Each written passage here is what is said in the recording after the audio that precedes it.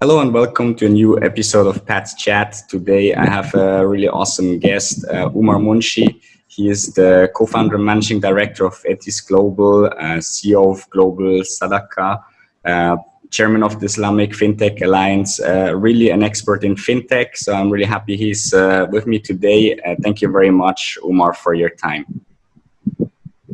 Thank you. Thank you, Pat. Happy to be here. Cool. So, of course, we will talk a lot about fintech later, but as always, I like to know a little bit more about the person behind the expert. So, I know you're a Singaporean. You're currently in Malaysia, but you let me know you grew up in Singapore. Did your studies there? How was the time growing up in Singapore? Yeah, I mean, Singapore is great. You know, you're brought up in a very competitive, modern environment.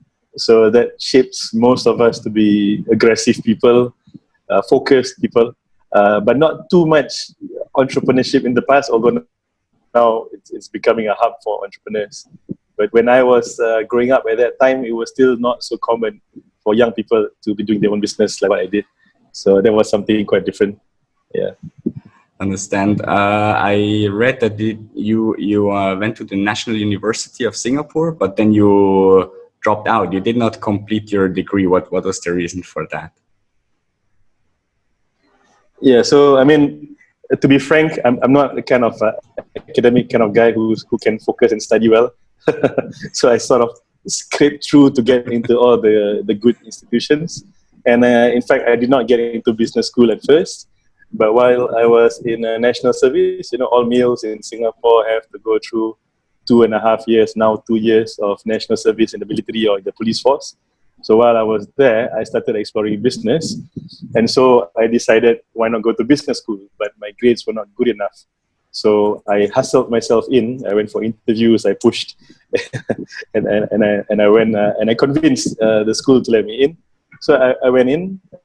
Unfortunately, it did not meet my own expectations in terms of how fast I can learn what I want to learn. Because, you know, in the foundation years, you learn a lot of different things. And I felt that a lot of those things were not so relevant to me as an entrepreneur.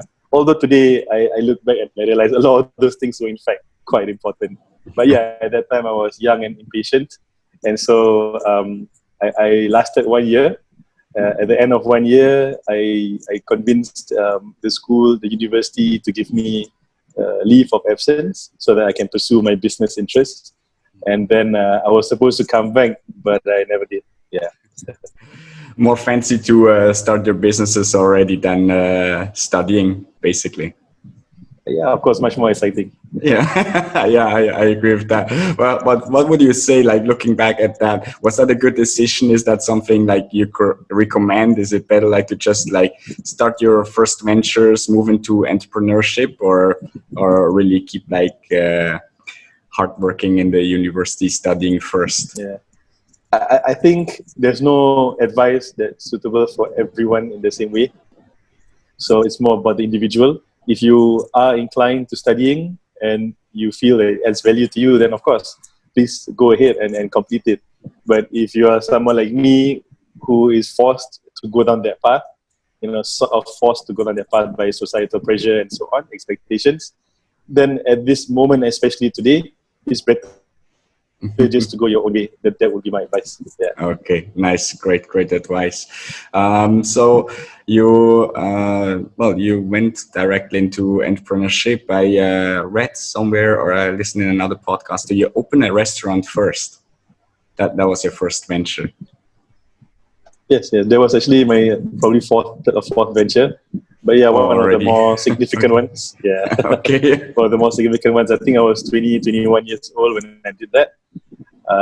I was 1 year. Oh yeah, that was the business that actually I started while I was in university. And then when I went for my leave of absence, there was one of the businesses that was focused on. Yep. So restaurants, I think it's very tough if you're not very familiar with it. I thought I could learn on the go. And I did learn a lot, but not enough because restaurants are very, very tough. Yeah, I think so too. And Well, basically, right now, I think restaurants even had a tougher time, right, to survive this lockdown period. Yeah, yeah. I mean, people need to eat, so it will always be there, but in a different form, probably. Yeah, true, true. I mean, some of the restaurants were obviously quite fast in like changing to take out or delivery, and so they can for sure survive. Yep. Also. Yeah. Okay. Yeah, cloud kitchens and all that. Correct, correct. So I think restaurants are some good example also of digital transformation. Well, they had to do something. They were first to do it. Some did quite well. Others, well, probably not so well. But you eventually moved into the fintech topic. How did that happen? What was the reason for you to like change from a restaurant to a technology fintech? Sure. Well, the restaurant was just a short 2 years, and throughout before that and even after that, I was actually focused on a nanotech premium healthcare product from Japan, which I distributed in Singapore. And then I moved to Indonesia when I was 21 and got the distributorship for the country. And when I went there, I knew I didn't know anyone. I just decided let's try a bigger, more exciting market. And in the end, I lived there for about 6 years. And that was actually, I would say, all preparation for me eventually moving into fintech. Right? So there were a few steps that led me to fintech, which was the business in Indonesia grew very fast. We had branches in 5-6 different cities at one point in time. And I'm an entrepreneur. I start with nothing and I build it up. So that was very good experience, very good network, very good relationships, and that's where I met my co-founder, who's my co-founder today. He joined me as a sales agent initially, and within a year or so, he became my partner. Okay. What happened was the business actually collapsed quite badly after building it up for 6 years, and it was sort of an internal sabotage from my own supplier, right? So that was a very, very painful process and taught me a lot of lessons.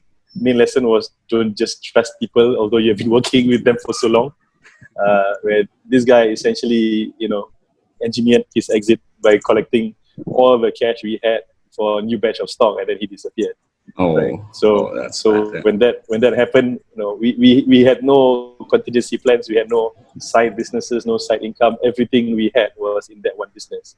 Wow. And all the money we had, had been given to him. Even money that wasn't ours, right? From investors and from loans. Yeah. Wow. So when that happened, and before that, everybody was telling me, in business there's always ups and downs. But at that time, I had never really, I didn't really understand what they meant. I thought just keep building it up bigger and bigger and bigger.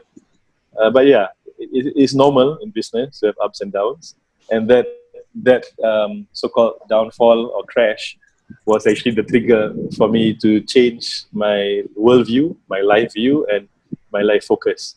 Mm-hmm. So what happened was I went back to Singapore to pick up the pieces. Mm-hmm.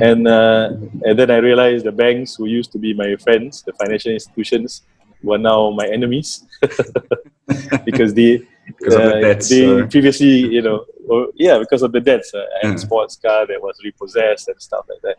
Okay. So I was in debt and quite heavy debt at the age of 26, 27. Mm-hmm. And I'm not a rich guy, I didn't come from a rich family. Family are all educators. So what I realized was that there's something wrong with the financial system. Yeah, and that's where I came across or was introduced to Islamic finance. So my journey in fintech started with Islamic finance. Why Islamic finance? And later I'm sure you'll ask me more about this. But essentially the approach or the concept, the theory of Islamic finance is based on justice. Universal justice for humanity, right? Not only for Muslims. Okay. And this is something that existed from thousands of years ago, right? And it can be implemented in any context, right? So when I started to find Islamic finance, and one of the major laws or prohibitions of Islamic finance is interest, right? Interest is seen to be something that's punishing or punitive or unfair, because one side will always benefit at the expense of the other side, of the borrower. And that's what I felt. I had to pay back the banks for my car. I paid $1,000 a month, and $700 was interest, right? So, so when I am I ever understand going to get that. out of this trap? Yeah? Understand So that. fortunately, family friends came forward and helped me to clear the debt, and then I paid them back without interest. And I started building up two businesses in Singapore. One was an education business, which was very good cash flow, but it reached a plateau very fast. It gave me good money, but it was difficult to scale up very, very large. So that helped me clear my debts. And I started a side business in Islamic finance, just trying to develop the demand in Singapore by providing free lessons, free courses, talks, and seminars, and so on. And that is where the community started to grow around me. A community that was interested in Islamic finance and Islamic investment. And so in 2014, we set up a private investment club. To be honest, we wanted to set up a crowdfunding platform because I found the concept and I was like, oh, this is brilliant. This is actually what we're looking for. Yeah. But there were no regulations and nobody understood what crowdfunding was at the time. So we called it a private investment club. Yeah? And we kept it small within a group. And that's how it started. Interesting. I think we could dig quite deep into this journey. So many companies that you founded also. But I think it's a great story also that you just shared, like how you really moved into that and how you moved into fintech. And when we talk about fintech, I think because you're really an expert in that, you're sharing really a lot of valuable information on it. Can you give like a summary of what you consider, what is your definition of fintech? Because mostly when we talk and I hear people talking, it's like, oh, fintech is about the e-wallet, that's it. And maybe someone will like throw cryptocurrency or Bitcoin in the discussion, but of course we know it's a lot more than that. But can you please summarize for us what is really all behind fintech, please? Sure. I mean, there are many different definitions that you can find out there, but the way I view it is there are probably three angles of looking at it, and these angles or these categories of fintech also overlap, right? Because there are no clear lines between them. But it helps you to think about it this way. From one aspect is enhancing, improving existing financial services, right? For example, banks having better mobile banking and things like that, right? So, adding on QR code payments and all these things, yeah? So existing financial services that are enhanced with technology, right? That's one type. Another type, which is what we do, like crowdfunding, is new business models that are enabled through technology or by technology, right? Because of for example, e-commerce type of technology, which is not very advanced technology, but it is very disruptive technology. People today are buying stuff online. They don't go to retail anymore. Similarly, in the past, when you want to finance a project or you want to even give to charity, it's all in the real world, right? Now it's gone online through crowdfunding. And so those are new business models enabled by technology. And the third type of third maybe category or angle of fintech is new technologies that are being developed that can disrupt financial services or that can provide new financial services. And in this case, we look at all the emerging technologies, cryptocurrency, blockchain, AI, APIs, all these different things, right? So these are all new technologies that eventually will be implemented either in existing financial services or business models or new services and business models like crowdfunding. Yeah. Okay. Interesting. Yeah. So you gave some examples or use cases for that already, which is really awesome. Easier to understand. So when we look at this, then for me as a non-Muslim, I of course have the question: why Islamic fintech? Okay, you mentioned before Islamic finance, which I certainly understand certain aspects. But what differentiates basically the Islamic fintech from the non-Islamic one, or why is it needed? Sure. Yeah. Sure. So there's two angles. I'll approach this separately. One is for Muslims and specifically practicing Muslims, and the other one is for everybody else, for humanity. All right. So very quickly, for Muslims, we have our own set of laws and our own set of guidance on how we're supposed to lead our lives, right? And every religion, every major religion has that. Even people without religion has a certain set of philosophy or approach to life. Yeah. So for practicing Muslims, what we are taught is written, recorded in the Quran, which is our holy book, and also in Sunnah, which is the practices of the Prophet, right? Who we accept as a messenger that brings this message to us for humanity. So for practicing Muslims, we have to follow that. Yeah, and certain things are prohibited, certain things are not allowed. Maybe one way of looking at it is like halal food, right? So halal food is for everyone, and for Muslims, we only can eat halal food. We cannot eat non-halal food. Yeah. So and today there are a lot of non-Muslims who look for halal food because halal food includes certain things like not being cruel to animals, when being clean, and all these different things that are also universal, right? So for practicing Muslims, we need an alternative because we cannot engage with certain types of finance that go against our principles, right? So that's for Muslims. So for the natural market, I would say, is practicing Muslims. Yeah. Now, for humanity or for everybody else, it is about the values or the principles of Islamic finance.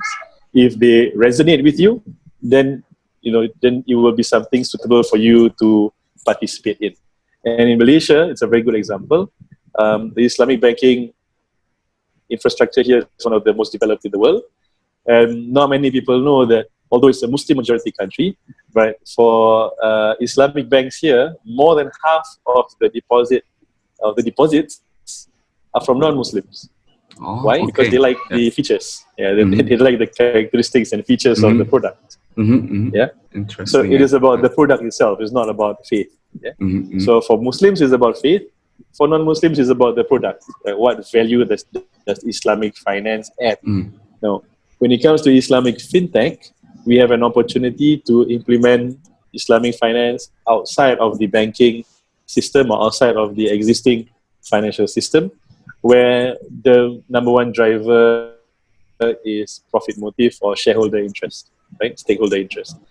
For fintech, especially new models like crowdfunding, it is about implementing what people want, right? What the crowd wants. Yeah. And so our approach specifically, and what I feel should be the focus of Islamic Fintech, is a combination of impact investment and social finance. Because these two, in the modern world today, are very separated, right? Money to make money is on one side, money to help people is on the other side. But if these two come together, then there can be a lot of benefit for everyone. And it helps those on top who want to make money, and it helps by helping those below who need assistance. Yeah. And so what my point here is that Islamic Fintech is a form for non-Muslims. You can look at it as a form of ethical finance, right? And today you have the SRI finance, ESG, impact investments, green bonds. You have all these different concepts. Islamic finance is one concept. The difference is Islamic finance regulations or rules are based on some religious principles, and it doesn't change. The basics don't change. Yeah, whereas other forms of ethics may change over time depending on who the stakeholders are. Yeah, correct. What's the norms of society and things like that. Yeah. So I'm part of an organization called the RFI, Responsible Finance Institute, and they do a lot of good work in bridging Islamic finance and responsible finance, and making it coalesce and work together. Okay, that's very interesting. Thanks so much for this explanation. So you're saying it's like the Islamic financing is more ethical, and you also mentioned like certain norms of the non-Islamic financing doesn't comply with the Islamic belief, right? Can you give me like one or two examples of this, like what aspects would not be in compliance? Sure. I mean, there are a few basic principles, and it all revolves around justice and inclusivity. Yeah. So one that I already mentioned earlier is the prohibition against charging of interest. This is the principle of making money from money. Right? Those who have money in the modern world make money from it, right? By lending it to others. You don't care about the business. I'm lending you money because you're credit worthy. I don't care what happens to your business. You have to pay me back with the interest, right? That is a loan. Now, in Islamic finance, that is not allowed, because when you have money, it is viewed as a form of trust, right? You are, blessed with more than other people, and so it's a trust on you to use it ethically. And so, if you want to invest instead of lend, then your capital is tied to the success of the business, or the outcome of the business, or the transaction. Yeah. So this becomes more participatory, right? So, for example, a startup, convertible notes, right? You lend money into a startup, and if it doesn't do well, you get your money back with some coupon rate or some interest. Like in Islamic finance, you cannot do that, right? You have to, if you want to lend money, it has to be tied to the outcome of the business, or the profits made by the business, or transactions done by the business. Okay, so that's one example. Okay. Yeah. Okay. Second example I can share is about clarity and transparency, right? So in an Islamic finance contract, you cannot have ambiguity, which may result in conflict or misunderstanding. So you must be very clear what are the terms, what are the rights and responsibilities of either side. And so these are two of the examples that maybe I can share. Understand. Yeah. Okay, great. Thanks a lot for sharing that. And of course, it brings us directly to your companies that you founded, because they are having the vision or the mission statement exactly these aspects, right? About you take care of your daughter first. No, I'm fine. You got a daughter, right? Yes. Yeah. She's just turned 2. Just turned 2, yeah. Okay, no problem. Where were we? With your companies, it is global, and then also another one is called Global Sadaka, if I pronounce that correctly. Yep. Which one shall we start? Maybe Etis we start first, right? Because that's your primary company. So the company is focusing on crowdsourcing. You mentioned that before. And basically you found with that, or you crowdsource with that, houses or property in Indonesia. Maybe you can explain more clearly or in more detail what is exactly the reason for that. So ethics is, the word ethics is a combination of ethical and Islamic put together, right? So for Muslims who are focused on faith, it's Islamic. For those who are not looking at faith, who are looking at logic and principles, then it's ethics, right? Okay. So ethical and Islamic. Now, what ethics does, or let's take a step back. We do crowd investment. Crowd investment is where projects or businesses are put on a platform or featured on a platform for the public to invest in, right? So as a platform, we don't manage your money. We help to flow your money to the project. Yes. So you're investing directly in the project. In between, the legal work, the legal structures, and so on is managed by us. All right. So that's our role as a platform, to facilitate.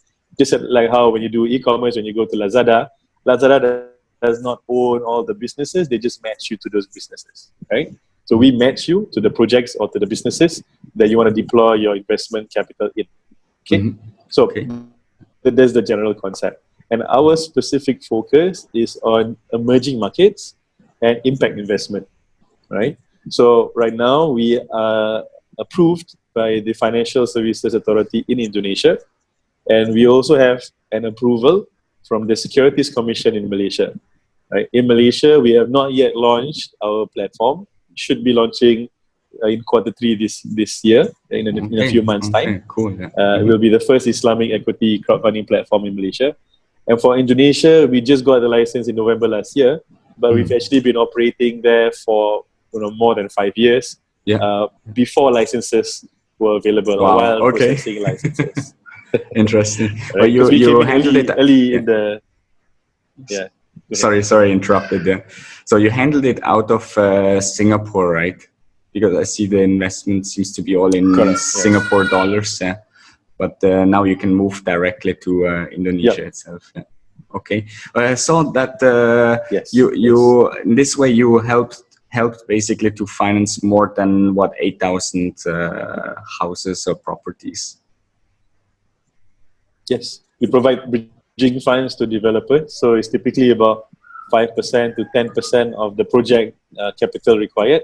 Mm-hmm. And the rest of the money comes from the developer himself, or from sales, or from banks. Mm-hmm. We just provide the bridging in between so that they can build more houses faster. Yeah, so we just plug into an ecosystem, and that's what, as a platform, we try and do. Right now, we're looking at things like microfinance, agriculture, to expand, the variety of investment opportunities that we have on the platform. Yeah, but housing, social housing, is something that we've done for a long time, and I think it's an opportunity that will continue to be there for at least another 5-10 years. Mm-hmm. Okay, wow, that's awesome.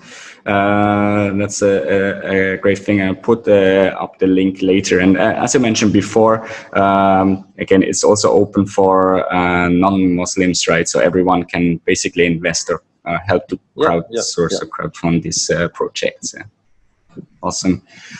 So let's move on to... I mean, there's two angles. One is... Yeah, please go on. Sure. Just let me finish up. So there's two angles. One is the returns, and the other one is the impact, right? Mm-hmm. So from returns perspective, we give returns typically above 10% on an annualized calculation. Sometimes 8 or 9% if the project has a delay, right? Because typically when you invest, the profit is estimated and more or less known already, but the time frame can change, right? The property development can experience delays or can experience some, extension of time. So, for example, you invest in a project that's supposed to take 12 months with 15% returns. Yeah, but somewhere in between, there's a 3 months delay, so it becomes 15 months, sorry. Yeah. So in that case, annualized, it becomes 12%. Yeah. Correct. So the returns don't change by time. The returns are tied to the project completion. Okay. Right? So that's one thing. Then the second part is about the impact. Yeah.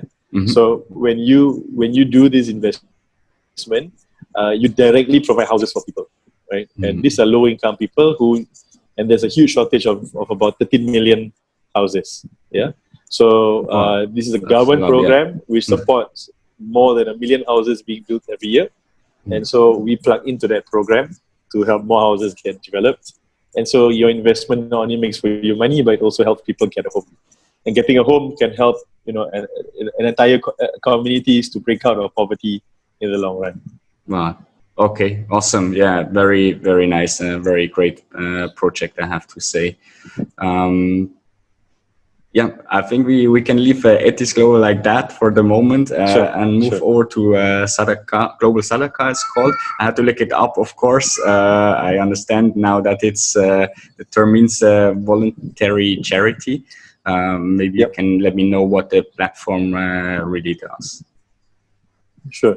So similarly, we have general universal campaigns for everyone, general charity.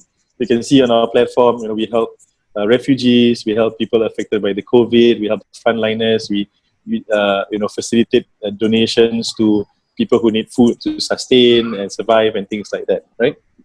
So general charity is a big part of it. Now, at the same time, a very unique or specific focus we have is on Islamic social finance. Now, Islamic social finance, there are two main unique types that I can share. One is called zakat, which is the compulsory fee or tax. It's like a tax. It's a compulsory tax on wealth. Mm-hmm. The difference between this and normal income taxes is tax on income, whereas this is tax on wealth, right? Right. So for zakat, is 2.5% of your wealth if you meet a certain threshold. Of course, if you're below that threshold, then you're a recipient of zakat. If you're above that threshold, you're a giver or contributor of zakat. Okay. It's 2.5% of your assets. So liquid assets, illiquid assets, all types of assets. So for Muslims, it becomes even more important for them to invest. If not, the assets will go down by 2.5% every year, right? So you need to find returns more than 2.5%, so that you can have an increase in your wealth. Yeah. So how much is zakat globally? Nobody knows for sure because a lot of it's informal, through organizations and religious leaders and stuff like that. but one estimate by the Islamic Development Bank, which is like the World Bank, puts it at least 500 billion a year. Wow. Okay. That's a lot of money. That's a lot of money. Yeah. So 500 billion up to $1 trillion a year, every year. Something that goes out because Muslims have to give it, right? So a lot of this is already going to good use, but based on the numbers, a lot of it is not. Yeah, so that's what we try to do. We try to provide more transparency and efficiency in zakat distribution. We work with large foundations, Islamic banks and other corporates, and of course, the public. Yeah. So although if you see on the front of the platform, it's a crowdfunding platform, but most of our efforts and activities are actually B2B. Working with corporates, Islamic banks and foundations to channel their zakat. Another aspect of Islamic social finance is called wakaf. Wakaf is essentially endowments or trust. Right? If you were to do a bit of digging up in history, British trust law, which is the foundation of today's trust and endowment landscape, was actually derived or inspired by the concept of wakaf. The wakaf started, many years ago, thousands of years ago, and then the Western world saw the concept of creating a charitable institution, and then they created the endowment or trust law in the UK, and from there it spread globally. So wakaf is essentially trust, and in the Muslim world as well as in the non-Muslim world, there's a lot of land assets that are actually wakaf, meaning wealthy people gave away land before they died to the community, right? But a lot of them are not properly developed because they are managed by religious leaders who are not business people, right? Who are not project managers. Yeah. So today there is a big push towards developing this wakaf, and one good example is Singapore, and we are lucky that we have two advisors who are both leading the Singapore wakaf development. So about 15-20 years ago, 90% of wakaf in Singapore was developed. Right, all the wakaf land in Singapore was developed and made productive, and today it's worth about 700 million Singapore dollars. The wakaf in Singapore, and creating income for to distribute to poor people. Yeah. So that's another focus that we are starting to have on global sedekah. Oh, okay, awesome. Really like that. I agree with you. I have more stuff to dig up. The terms that you just used, like zakat, I think. But I really appreciate you sharing your knowledge, your wisdom, and I see that your company is really running for a good cause. I really can encourage people to support that, look into that, what you're doing, and thank you so much, Umar, for sharing your experience. Also, your stories, your up and downs that you had being an entrepreneur. Yeah, my pleasure. And of course, I wish you all the best, good luck, and lots of success with your companies. All right. Thank you, Pat. Okay, thank you so much. And thank you for watching this episode also. I hope it was as fruitful for you as it was for me. Stay tuned and see you next week for another episode of Pat's Chat. Thank you very much. Bye. This episode was brought to you by Adrian Koo FMC. He is a remote, multidisciplinary creative designer, entrepreneur with niche designs in 3D, packet designs, event designs, and branding. Adrian Koo FMC loves to connect via LinkedIn. Just search for his name.